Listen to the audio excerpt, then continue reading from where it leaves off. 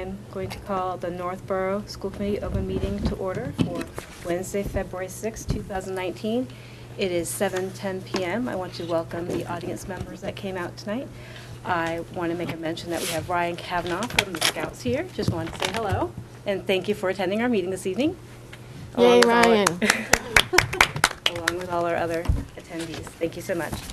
So we're going to get started, and the first thing we have on our agenda tonight is action on the minutes for January 2nd, 2019. Madam Chairperson? Yes. I move that we accept the Northborough School Committee open meeting minutes from Wednesday, January 2nd, 2019 as stated. I second that motion. Okay. Any discussion on the minutes for January 2nd? Hearing none. All those in favor? Good feeling. Good. Motion passes. The next item we have is the Business Summer Enrichment Program. So as you know, last year we attempted to launch a summer enrichment program, and due to lack of enrollment, we were not successful, and we said we would come back to the drawing table and try again. So we are thrilled to launch our 2019 Summer Enrichment Program registration. All of the course descriptions and offerings are offered by our Northborough and Southborough educators. The program will run for 4 weeks, and this year it will be held at the Trottier Middle School. And we encourage parents and students to look over the different course offerings and register. And we will be running these offerings this summer.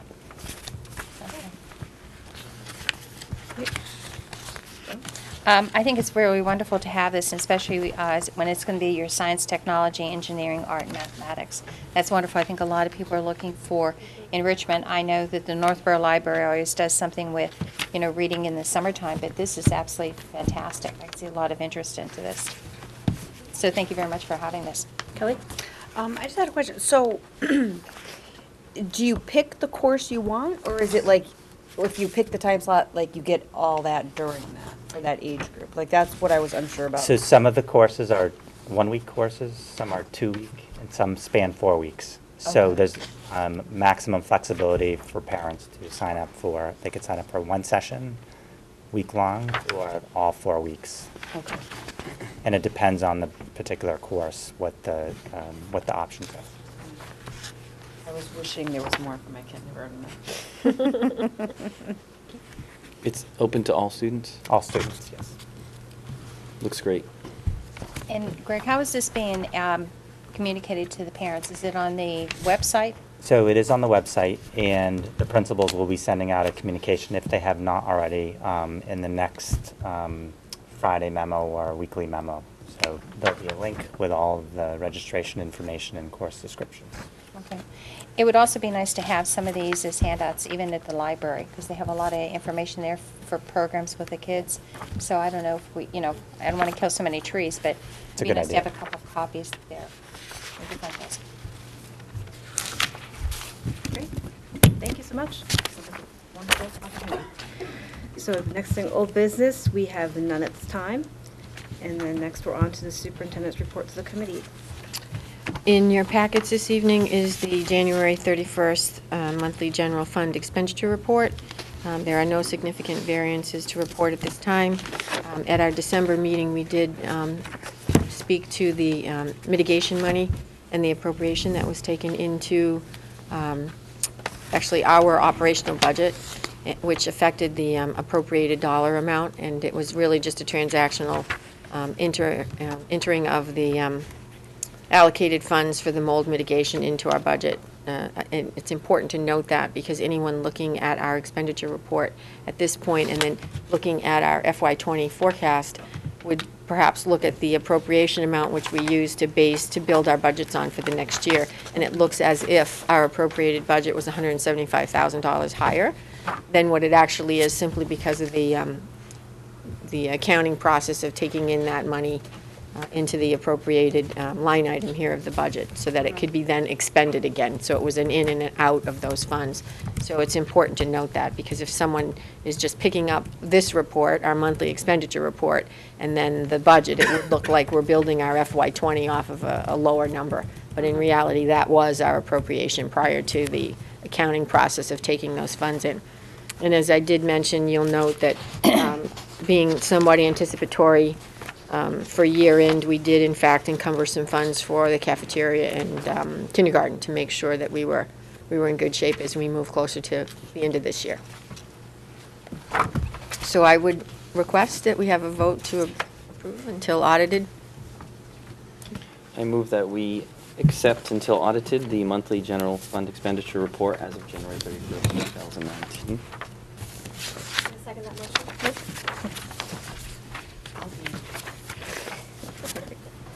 Any further discussion? All those in favor? Also in your packet, our monthly enrollment update. Also, the update, one side is our current staffing, the other is our current staffing with our 20 projections.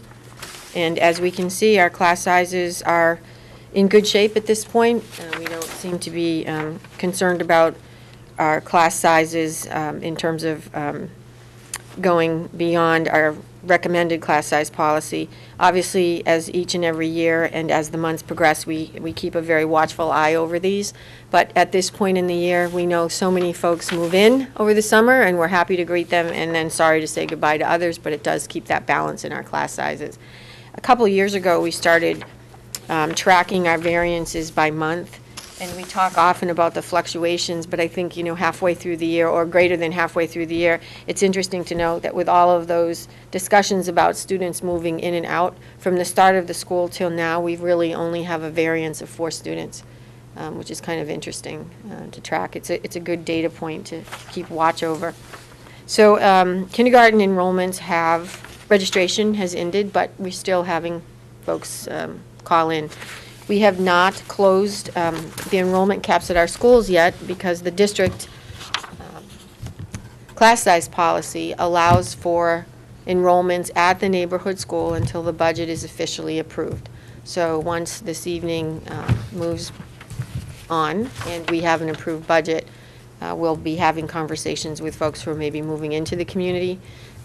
Unlike previous years, we do have some great flexibility at certain grade levels in each of the neighborhood schools, which is always great to see that for the most part there are places for all of our students without moving beyond the class size policy. Also in the calendar, we have updated our budget calendar. John and I have been in conversations about when we might be able to look at a Saturday for our annual meeting with appropriations to present not only the K-8 budget but Algonquin's as well. And so we have tossed around some dates, centering right now on Saturday, March 2nd, but I know that he is reaching out to his boards and committees, which is really sort of the pacing decision in terms of what that date might be. February, half through. March quickly upon us in our public hearing. So asked for a recommended date, and that was pretty much what was open on the calendar. But I know he's reaching out to his boards as well. With respect to the budget goals, moving right along, they're embedded in the PowerPoint and again have been very much a part of our budget conversations throughout this budget planning process. And again, are part of the PowerPoint and factored very much so into our what will hopefully be a very successful launch of our FY20 budget as it moves through the approval process.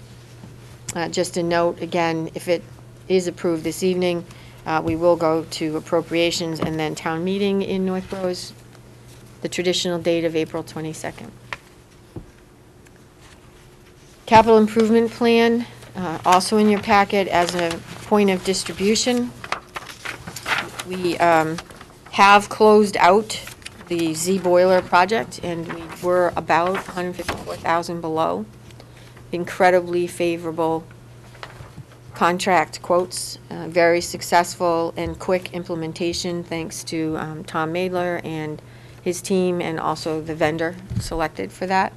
And so that's good news, I think, for the town and perhaps for us. We're looking at a warrant article to upgrade the security infrastructure and access to our schools, as we have talked about.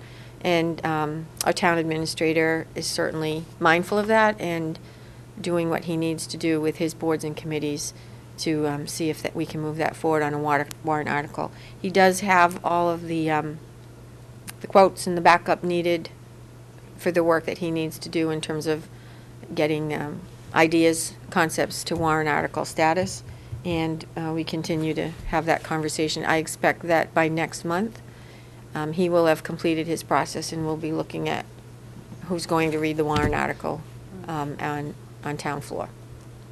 So that's good. The quotes have been incredibly favorable for the upgrades of entry and access, as well as cameras and telecommunication system. So they came also in very favorably, lower than we had anticipated, which is great. And that would bring all of our schools up to the same safe school readiness standard. So very exciting. About the parking lots, that's a large number for Peaslee. Is that something that's been in the budget from previous years, or is that another warrant article, or what is that? So all of these would most likely, at some point, if it's greater than, $100,000 or even $75,000, may become a warrant article. This has been moved there because there have been conversations about whether we were going to go out for a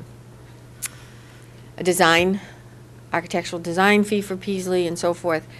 This doesn't mean that the walkways are completely in massive repairable shape. We have been doing repairs on the walkways, and Tom and his maintenance crews have kept them in fine shape. This was projected to be something that needed to be done as a very sizable initiative, and as always, we try to time our capital plans with what the town has on its agenda, and also sort of to partner with anything that's taking place within the community that might be paving, because oftentimes you receive a better price quote for that if you can bundle projects that are like. So at this point, it is still a placeholder, and there is no immediate need to pave or replace the walkways at Peaslee. They're walkable and they're drivable at this point.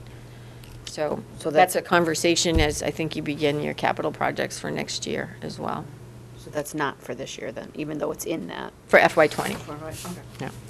We have one warrant article at this point that we're moving forward with. Christine? Mhm. Through the chair. So the warrant article that we have on security upgrades, Right. if that passes at town meeting, would all that work be done during the summer months? So that would it be ready for the first day of school for teachers and staff, or would that be something going on into some months of the school year? That's a great question, and that is in fact on our capital plan. It's the first article, and the bids are coming in actually lower than that, so that's great news. We have it as a placeholder at 200,000. The great news about the vendors that we have is that we have, if in fact they are the successful bid award winners, because we will go out for a proposal as a matter of process because of the price of the items. We've chosen vendors that were on the state bid list before, and we've used very successfully the folks that we think will be successful in this project as well. The installs of the cameras at the high school and, well, just at the high school right now would be like equipment, so we have a proven track record that they work. Any bugs that needed to be worked out, I guess, were worked out. The bugs were found at the high school, and we were able to work those out, and we've had a very successful implementation. If you've been to the high school, I call them sort of the War of the World cameras. They look like these alien things that are coming down from the ceiling. They're white objects, and that install was done within a couple weeks. With respect to the phone system, we have installed a complete new phone system in the Southborough schools. And that was done by a vendor who also has replaced the Peasley phone system because it had like a strike, and the system needed to be replaced right away. We were able to recover from insurance on that just this past year. And so, again, another proven vendor, equipment proven to be very, high quality and meets the needs of what we're trying to accomplish. And the keyless entry, same. We've had the keyless entry upgrades at the high school, which really were upgrades that were needed since the renovation, and have actually done that over a period of, couple of years. And so we know that it works well. We've installed keyless entry in other schools, and that works well. So Northborough has, if this passes, has the good fortune of being able to do all of the 3 upgrades that other schools have done over 5 years, all at once in all of the schools for a very reasonable cost, with vendors and equipment that's proven to be what we expected and what we requested in terms of performance. So we hope that we're going to start right away on some of these projects. There is no reason, unless the vendor is tied up with install and has issues with its timetable, that they would all not be ready for the start of school. So all 3 of those should be up and running. When the phones were installed, the training that the teachers received and admin was done pretty quickly and was online without significant issue.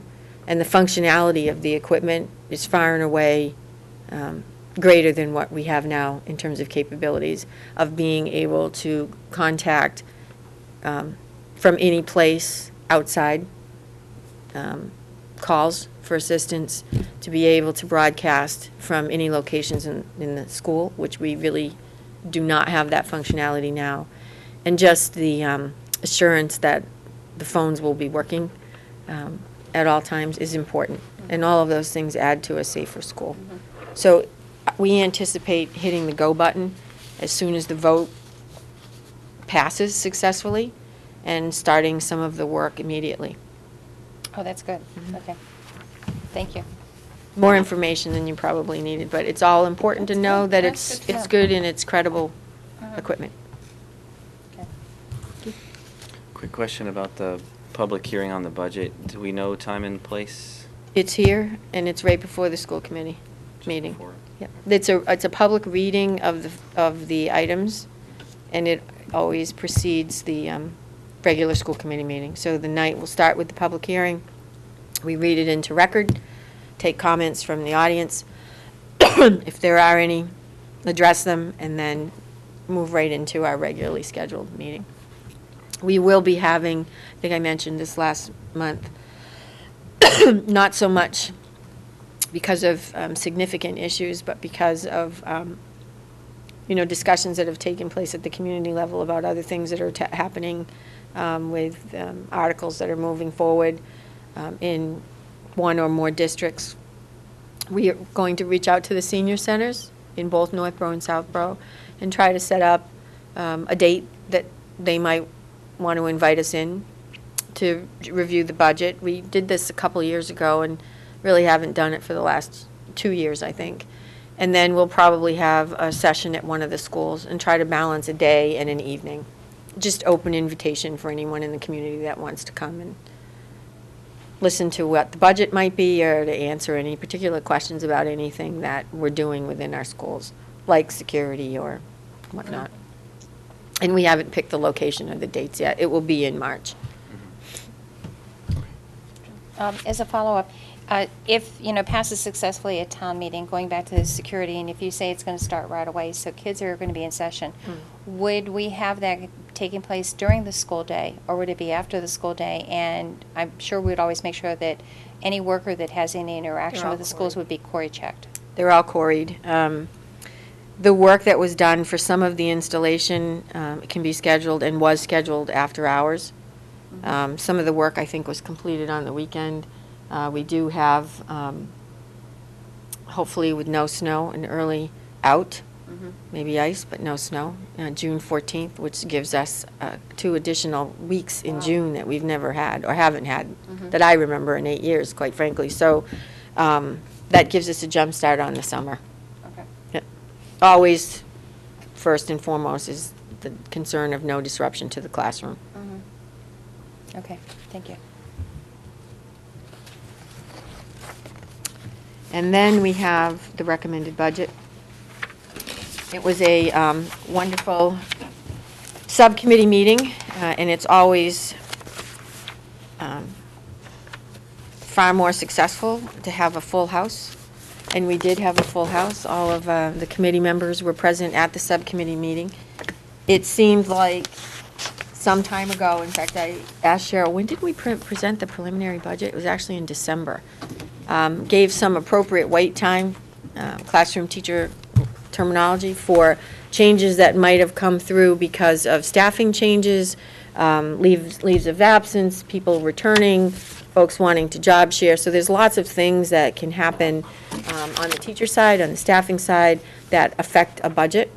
And some of those things did happen. January 15th is the date at which point teachers would need to notify us if they were changing their status. And that did allow us to capture some additional savings in the proposed operational budget for FY20. There are no significant changes from the budget as presented in December in terms of staffing and the positions that we had talked about implementing for FY20. And in fact, the only thing that's changed is the bottom recommended number. We were able to decrease that number slightly, and so the recommended budget as proposed for the school committee to approve this evening is $24,928,558 for an overall increase of 2.73%. You have in front of you, which we discussed at our operational subcommittee, a review of the function codes. So this is a very lengthy line item budget, and it's nice to have some sort of synopsis. And I think what is important about that distribution is that you'll note a number of line items decreased, and we were able to decrease some of the line items in the special ed areas because of services, savings in services, and because of a lot of our in-district specialized program, we were able to realize some savings in the tuition line items as well. But most of the line items in this budget are level serviced. So they are not reflected on that sheet because there were no changes from last year. So those only are the changes. It's also important to note that you'll note in your handout of that total number, budget number, 83.71% is assigned to contractual staffing and salaries.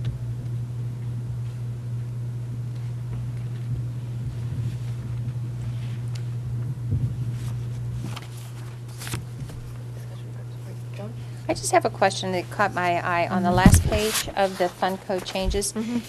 Under telephone, it goes gasoline, link for the elementary schools. Is that for gasoline expenses in cars and vehicles that we have? Sometimes it's for the custodians to do what they need to do And go for their between equipment. buildings and everything else? For their equipment. Their equipment, okay. So it's a general account, and as you know, it has historically been budgeted higher than that, but the actual expenditures were significantly lower, so we brought it closer into what the actual expenditures were. Okay, Yeah. thank you. And you'll note some significantly large numbers, again, in the special ed line items, and that also is in part because we did receive a 72% reimbursement on circuit breaker this year. So we were able to offset some of our expenses with a healthier circuit breaker, and I say healthier, but it's actually closer to what it should be each and every year, because it should be funded at 100%.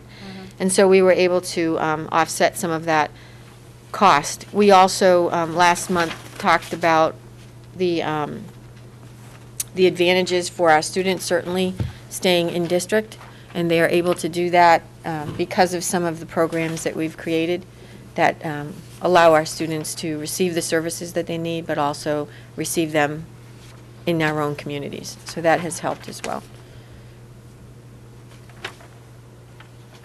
Trista? In that circuit breaker, is that something that we have to apply for every year? Is it through a grant process that you have to do through administration and through Marie with special ed? So we have a master of circuit breaker calculations, and that is in through Marie's office. We do need to identify all of those expenditures that might be considered for reimbursement within the state framework. So the state has a ceiling, it's actually a floor, that they provide each and every year, which is an expectation of minimum expense for an out-of-district placement. They also include different categories of services that are reimbursable. And so Sandy spends months working on the documentation that needs to be submitted to the state for that. And our reimbursement is based on our application for reimbursement each and every year. The state examines all of this, determines whether or not they all fit the parameters that they stipulate for reimbursement, and then that's how it's calculated. At the end of some years, if our special ed costs are extraordinary, that is, they exceeded the previous year by, 125%. So our expenses had to be 125% higher than last year. We're allowed to apply for something called extraordinary relief. That's a good thing that we're able to be reimbursed, but it's not so good that we had to, that's 125% of cost. So we have to spend it to get it.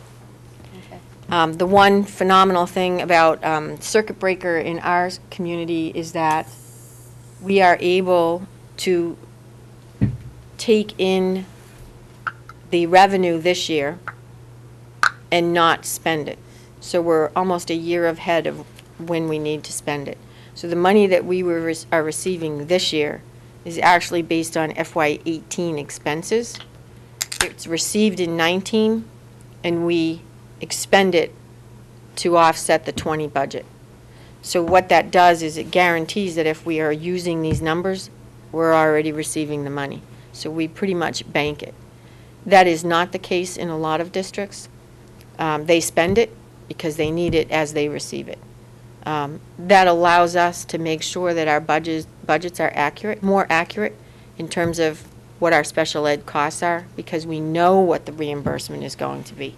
And the other reason that's great is, in a matter of minutes, I'm going to yet again ask that you sign a letter requesting that the governor and his folks at the State House reinstate circuit breaker at 72%, because right now, with the governor's budget, it's 70%.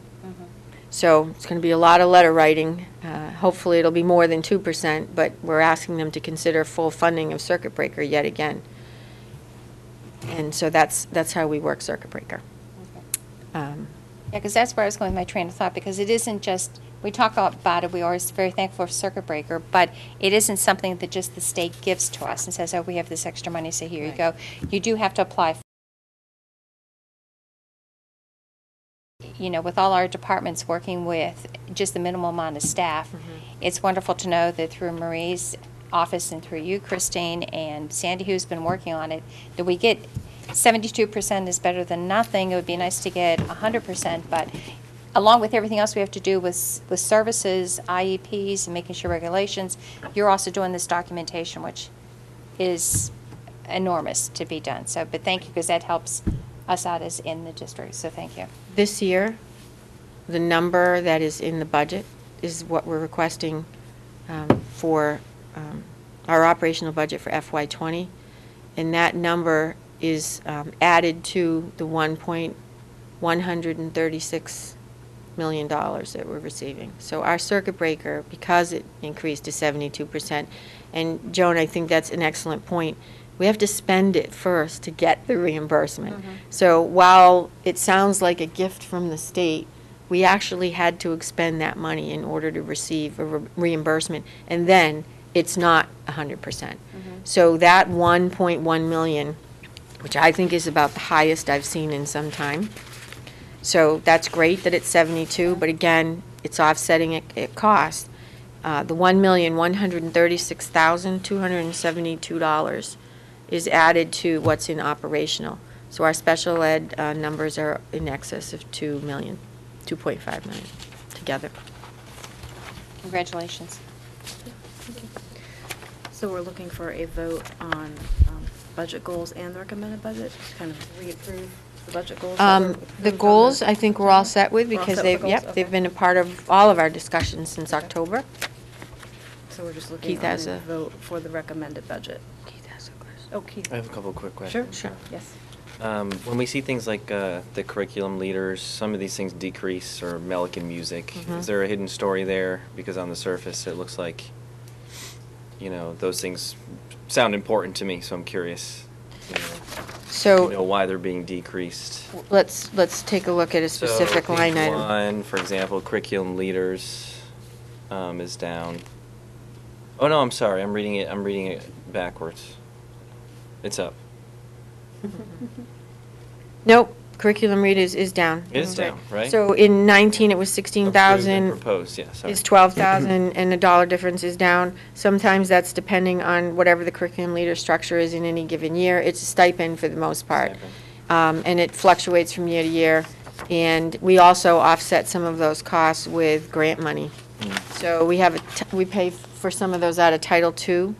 We have a grant that is pretty much just devoted to support some curriculum and some professional development. It's the only grant that I can think of that isn't fully expended to support needed salary positions. So, for example, the 94-142 grant is a special ed grant. It's 94-142, affectionately called 94-142. And there's a misnomer as well about grants, that it's, money that we get to do whatever we want with over and above, what's approved in the budget. In reality, the grants pay for quite a bit of staffing. And with that particular grant, it covers mostly our aides, our special education aides. The Title III grant offsets some of our EL costs. And then Title II supports some of our curriculum leaders, our mentors, some of our professional development opportunities. So it doesn't necessarily mean it's a reduction of position. It may mean that some of it's shifted to a grant. And I just wanted to add anything to that one. Yeah. So there's probably some backstory there, basically, either in some structural change. Or Right. the funding, the way it's funded. We have cut no necessary curriculum leader positions. Okay. And the heating. boiler? The Z heating, Yes. is this the result of the upgrade? Yes. The big decrease in cost? We're excited about that. The boiler costs were up for a couple years because there was some activity and some contract that was provided to support the Z boiler in its older format, and it was an energy conservation contract that Tom had engaged in to try to offset the expense of that boiler operation. However, that was phasing out, and then we provided a cost estimate of return on investment to the town, and I think what we see is our projected start of that investment for the boiler cost. Now, because the boiler wasn't $300,000, it was closer to $220,000, that return is going to be a lot sooner because the cost was less. So we're actually kind of excited to track how we're going to end up this year at Z School with the boiler, because it was definitely $30,000 to $40,000 higher than the other schools. So we're excited to look at the number in June. Although with this year being 60 degrees in February, I'm not sure if that's a good year to, but we'll take it, whatever it is. I'm all set, thank you. Great. Any further discussion? Do I have any motions? On budget, Joan? I move that we accept the recommended budget for FY 2020 in the amount of $24,928,558. an increase of 2.73%. Great. All those in favor? Great. And I just want to thank not only the committee, every conversation we've had about budget, it was all in, and that was great to have everyone around the table. Mhm. And also, all the principals and their staff as well. So the numbers come up to us, and then we have some conversations. And some of the numbers are affected by central office, but a majority of the line items are really building-based. I was pleased also in this budget that we were able to return the school-based line items in many of the content areas back to where they were about a year or 2 years ago in the cycle. They were reduced slightly last year, and so we're back to that point. And so, and with the transition to full day, fully in place with this budget, and some of the other items that we talked about, the team chair, it's a good budget, and it's well balanced for the town as well. So thank you to everyone who participated in that process, all the directors, some of the parents out there. Appreciate it. Thank you. It's educationally sound. And fiscally responsible. If nothing else is remembered, I hope that is over the years. So next item on the agenda, educational policy, we have none at this time. And then policy development and or distribution, we have the second reading for C-140 telephone toll calls.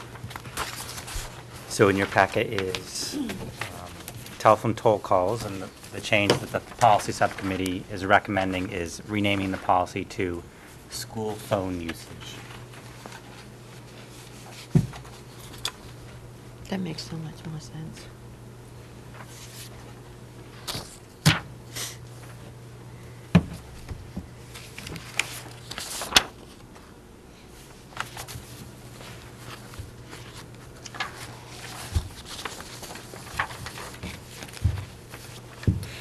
Well, our policy meetings have been very productive. Yes. We've had two, and it's good to see that we have one that we can actually bring forward for another reading. So is there any discussion on, I know we had taken it back again from the last meeting. I know some people had some comments, if all those were incorporated as. Yes, Joan? Would you like a vote, so, because it's at a second reading, so. It is, yes, so we could entertain a vote, I believe. I like. We would like to. And I also like the idea that we took out the word toll calls. Rest in peace, the rotary Rest in phone. peace. I think there's a children literature book, something about toll calls. There's something about a toll. A 21st century policy. Yeah, so we'll keep it in the children's literature. May it only refer to cookies going forward. Right. So, I would like to make a motion that we accept the revisions on the school policy usage C-140 as presented tonight and to go into policy. Seconded? Second, all right. Any further discussion on the policy? Okay. All those in favor? Okay, great. And a nice new revised policy. Great. All right. Thank you so much. Next thing on the agenda is audience sharing. Do we have anyone in the audience who would like to share anything this evening? Again, we want to thank Ryan from the Scouts coming out tonight. Thank you. Do you have something to share? Okay, sure. Great. Good evening, Leslie Rutan, Board of Selectmen. Real quick question, looking at the capital improvement plan, and that there is a feasibility study scheduled for Peaslee, 2023 architectural fees renovation, and then the same thing, 2025 for the middle school. I presume that at that same time period, we're talking about then working with the MSBA for partial funding. Is that what we're assuming or hoping will happen as far as renovations for those schools? Yes, Okay, absolutely. because I get asked that question a lot in terms of, now that we've done Lincoln Street, what are we looking at as far as Peaslee and Middle? So I just, it looks like we kind of have a time frame here. And hopefully the MSBA will be forthcoming with some nice cash like they did for the Lincoln Street School, which is about 40%. So, okay, just wanted to clarify that. Thank you. We actually, if I could just, we may actually have some updates about what the MSBA is up to, because we did just receive a request for statements of interest from them on projects. And while we've done quite a number of projects in Northborough successfully, Lincoln Street being one of them, we have not in the other districts. So it'll be interesting to find out, what it is they're funding and at what rate at this point. Even, it's been 3 or 4 years. Lots changed just in that short period of time. So we'll be able to, get some idea if their philosophy has changed, if their percentages have changed significantly. And right now, it's really just for, roof repairs and those kinds of things. So it's nice to stay active with them. Yes, I agree. Thank you very much. Thank you. Thank you. Any other audience sharing? Right, great. I'm just gonna speak on behalf of the NS PAC with their February updates, if that's okay. Yeah, go ahead. So there is actually, they're having a meeting there tonight. There's a conference, obviously conference. This is where we are. On Wednesday, February 13th at 10 a.m., there is the topic of secondary transition with the high school transition coordinator, Monique Cloutier at the library in Northborough. On Saturday, March 2nd at 10 a.m., there's Decoding Dyslexia, Mass founder Nancy Dugan. The topic is reading goals, and that's going to also be at the Northborough Library. And they're co-sponsored with the Westboro and Shrewsbury Special Education and Parent Advisory Councils. And then on Wednesday, March 13th at 6 p.m., it's the Basic Rights presented by the Federation of Children with Special Needs at Milliken Middle School. And then to go off of that, so I did try to attend the executive functioning lecture at the library. However, it was standing room only. They were at fire capacity, so I was turned away at the door. Wow. But I know that the library said that you can contact the children's department, and they have information about that author who, I forget his name, but the author who was visiting talking about executive functioning disorder. He's going to local libraries around Massachusetts. So he does have other dates available. So I was disappointed to miss it, but hopefully someone else got some information out there. Maybe. Yeah. I attended 2 things. One was just past Saturday was the Peasley fundraiser for pancakes. They have pancake serving. And we've always talked about the Proctor Papas.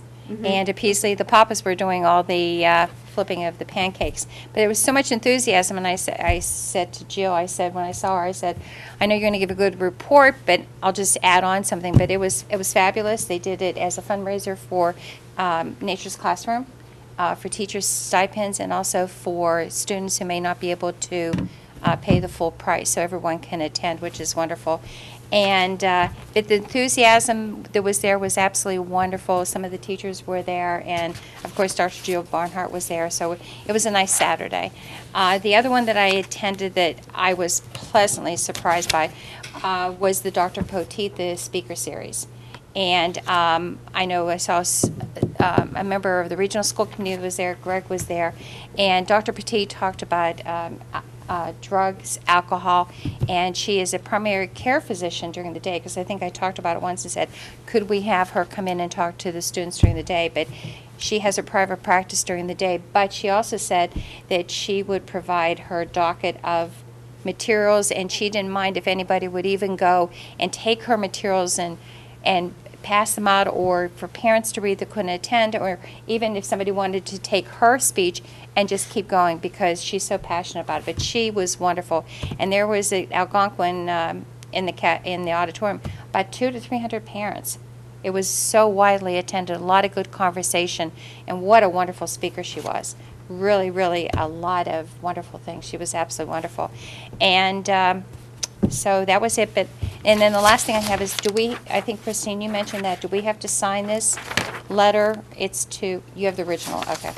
4 originals. Everyone gets an original copy. Okay. Keith, did you have something? I actually have a question. Do you know if that was recorded, the one at Algonquin? Yes, it was. Where do we find that? I think Does anyone know? Who sponsored this one? It was, Speaker series, wasn't it? it was the high school guidance department. Okay. So I think Northborough Cable access. Cable Access. Terry's given us the camera sign. Okay. Thank you. That was my question. And then even outside in the auditorium, there was a resource fair. There must have been, I'll just pass this around, must have been about 10 different organizations that were there. Learning to Cope, which was was for people that, family members that need the extra support. And some of them were Northborough residents that even run some of these. So it was a lot of, really a lot of wonderful information. So Greg, would they be putting, and Christine, if you got the docket of her slides, would that be put on somehow onto, We could put a link on Yeah, the we web. can a make link sure that- onto it? Under our speaker series section on the website. Okay. And then somehow if it could be linked to the cable, just letting them know what times that was on. She was fabulous speaker, riveting. Kelly? Yeah, I'll just give a plug for Proctor. You mentioned the pancake breakfast, so it made me think that there's a lot of things actually going around on Saturday. Proctor has a book fair, and they're having their Papa's pancake breakfast also. But another thing that's going on is the NEF is putting on their junior gala on Saturday. And they have 2 different time slots, one earlier for recommended 5 and 6-year-olds, and then the little later time slot for the 7 to 12-year-olds. And that, you know, my kids haven't gone yet, but this year my husband was traveling a lot, and they actually called him on one of his trips and said, "Daddy, could you please take us to the..." So he's going this year, so I haven't got the tickets yet, but yeah, so. And that ties into trivia night. Yes, and I've got a few things on my thing as well. So I'll get trivia night. We have trivia night coming up. That is going to be from the NEF. It's going to be Friday, April 5th. We usually get a team together to kick around some names. I had some in my, I got to find them. I had a couple that I'm I think last year we brainstorming. came in second. The last. But we did really. Last, yeah. We had a great time. We have a good time. It's a good time. So if anybody's interested in that, I forget how many we usually have. We can We always have 2 or Coordinate 3 that. spares Yeah. just walking around. coordinate who's going to go to that. I believe superintendent's office puts in our application for that. So that'll be a good time. Just think of names, team names, and costumes for us.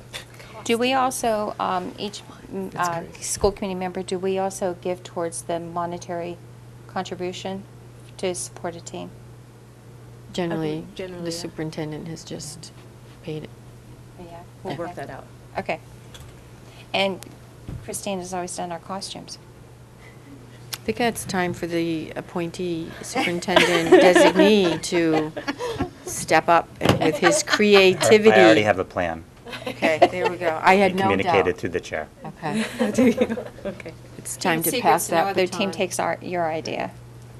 So a couple, I also want to say, I went to that Peasley Pancake Breakfast, and I also want to say it was a great time because my daughter was playing in the medical and stage band, and I really loved the collaboration of the middle school coming Yeah, and that's right. playing for the other kids, so then they can actually see, like, oh, look, this is what I can do. And I just love the collaboration between the schools. That I just thought it was a wonderful event. Correct. It's my last thing, is Master Plan Steering Committee. They are having another public forum. The third one is going to be held on February 13th, I believe at 7 p.m. at the Z School. So that's for the public to come and review what has been done to date so far in working through building a master plan. They're going to have the recommended goals and recommendations to support those goals, which will be available to have a similar format to the first public forum, where we'll have breakout sessions to discuss the various aspects of the plan. That's all I have. And I'd like to piggyback because I think one thing that Jill, because I was there after the music, and Jill had mentioned that the band was there and also that your son was playing. My daughter. And I'm sorry, your daughter. And I'm sorry that I didn't get to give you the thanks, but she said the music was great and it was wonderful. And I think that any time when representation from our schools or the high school has been showing their talents and showcasing them, if it's through the churches or it's the Senior Citizen Center, it's always so widely received. So it's a wonderful way of the students giving back to the community and probably some going back to their alma mater. So Yes. That's very nice. Mhm. That's all I have. All right. That's all we've got for audience hearing. Right. Okay, and so next thing we have on the agenda is personnel items, distribution of personnel report in the packets. Mhm. Communications, there are none. And then future agenda items, we'll have the public hearing for the FY20 budget, and we will have that in March, correct? Correct. So will that start earlier than 7 then? Starts at 7 and then it opens, it closes, and then we go right into the Beginning of the meeting. Okay. Mm-hmm. That's all we got so far. And then approval of bills and payrolls and anything other I business think which I may have- legally become before me. Yes. No, I was saying. Oh, yes, There right they there's are. the file. They've made their way down. And that's the end of our agenda. So we'll entertain any motions to adjourn. I move to adjourn. Second? All those in favor? Okay, have a good night and drive safe. Thank you. Thank you.